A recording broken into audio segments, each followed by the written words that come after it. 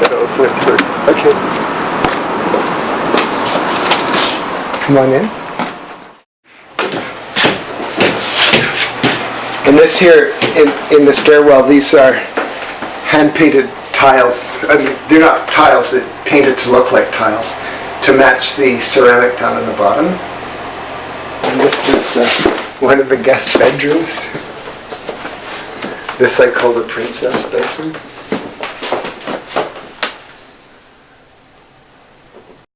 So this is my studio in Narad, and I really like this. This used to be a hay loft where they kept hay for the horses that were down on the first floor. So it still had hay in it when I took this building over like 30 years ago, and there's still actually hay in the corner there. This is part of the fun of having a hay bale. It's it's actually pretty comfortable. So these are paintings I did just recently of horses. So I really love horses. So anyway, these are done in different places, like some in Arizona, some in Quebec, some in Idaho, and none of them are my own horses, by the way. They're just horses I made friends with or whatever. That's your friend? Yeah, that's Blackhead as well. Yeah.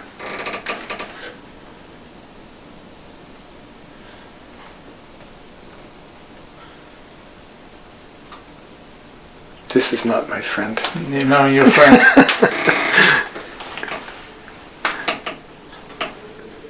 I see some Bolsheviks. Yeah. That must be old one too, yes? Yeah, this is like, well, the painting is probably from like 1955 or something. I think it's a copy, probably.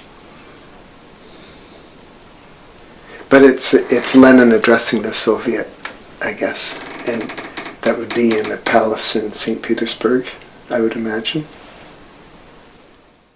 You know, this isn't as weird as it looks. You know, this isn't the traditional Mexican way of burning off your peppers, because usually they put them on a comal like this, and then they keep toasting them and turning them. But you know, because the peppers have these undulating shapes, that's really actually very hard to do. So this to me seems more practical. And, you know, I always reason it out that, like, caterers use blowtorches to make flan and things like that, you know, so there is a place in the kitchen for a blowtorch. So, you know, and then in Tucson, Arizona, I've seen, like, Mexican grocery stores that roast their chilies with a gigantic blowtorch, or like you used to do roofing or something like that, and they're zapping their chilies with this, what's essentially a flamethrower. There's an ant. So yeah, they're burning their chilies with a flamethrower. So this seems pretty minor by comparison.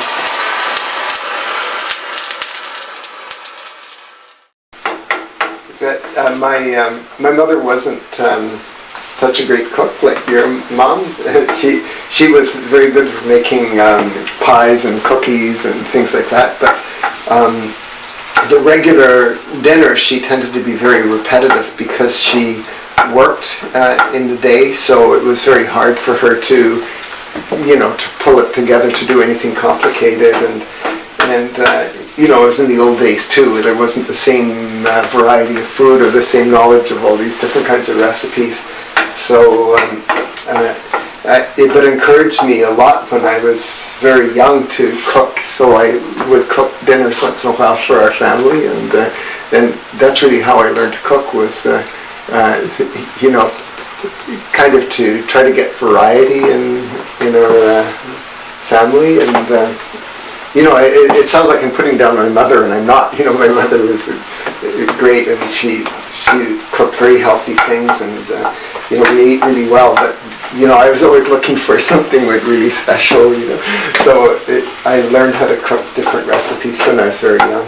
And, in Mexico, you buy these already cleaned like this in the market, and there are people like women that sit there and they just do these all morning, and they look so good at it. It's just like they're, you know, I look like a complete fool doing this by comparison, but yeah, they're just amazing.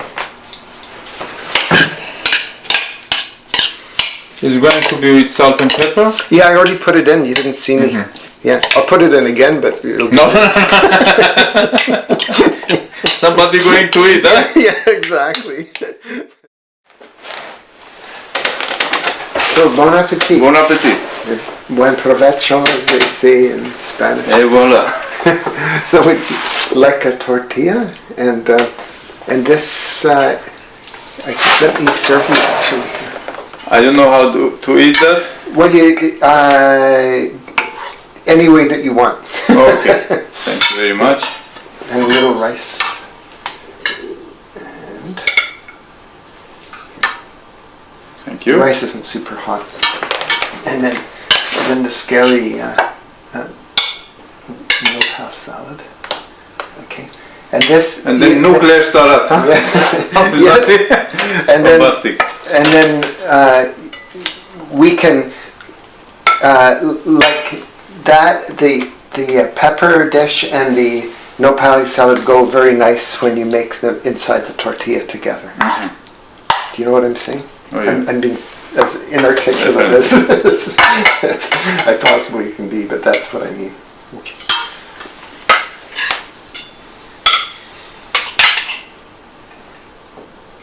One of next my movie is going to be about Pancho Villa. Oh, really? Yeah. Okay. I have some short story about that, and I don't know if soon or no, but it's one of my projects.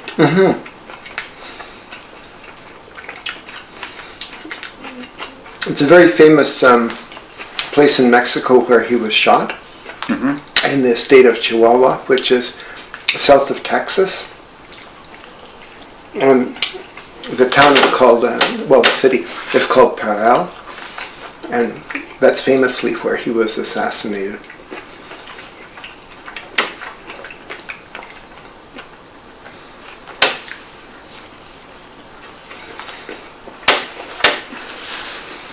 Nice. You like it?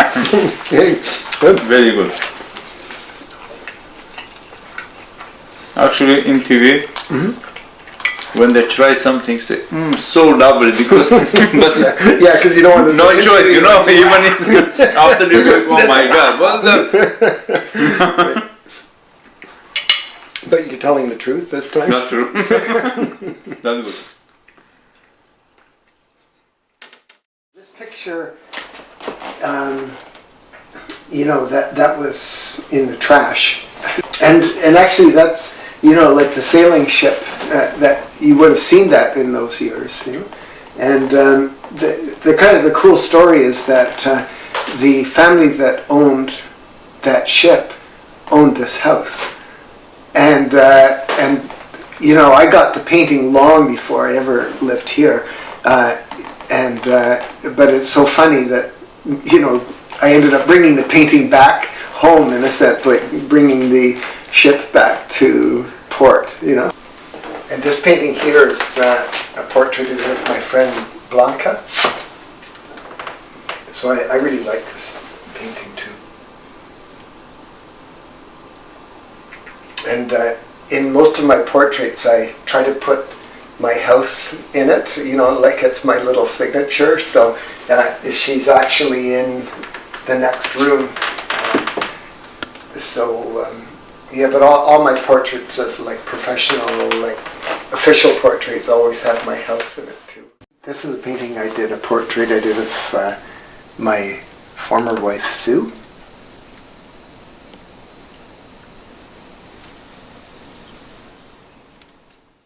This room is a tack room. It's the house's original tack room, and all of these fixtures here for putting the leathers on, that's all original.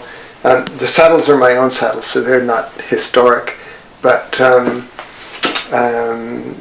what can I say about this? This saddle is for Mexican rodeo women's events, and it's a side saddle. So you sit, with your right leg through here, so you're sitting sideways on the saddle, and those events are called charros escaramuzas. So this is the whole deal here. So I thought that was kind of cool, and that's a Western saddle. That's an English saddle. There. So Mara, this is my horse, and it's a sculpture, but it's my horse. It's my little bit of madness. So this room that we're in was a room for housing pigeons that take messages, and the owner of this building, this was a coach house for a bigger building, and the family also had another mansion on the next mountain over. Like, we're on a mountain here, and the next mountain over had another mansion, and they would fly their household messages back and forth, which is about maybe 45 kilometers away, and so this is where the birds from this house were kept, and they would fly through holes in the window there that you see, and they would probably run that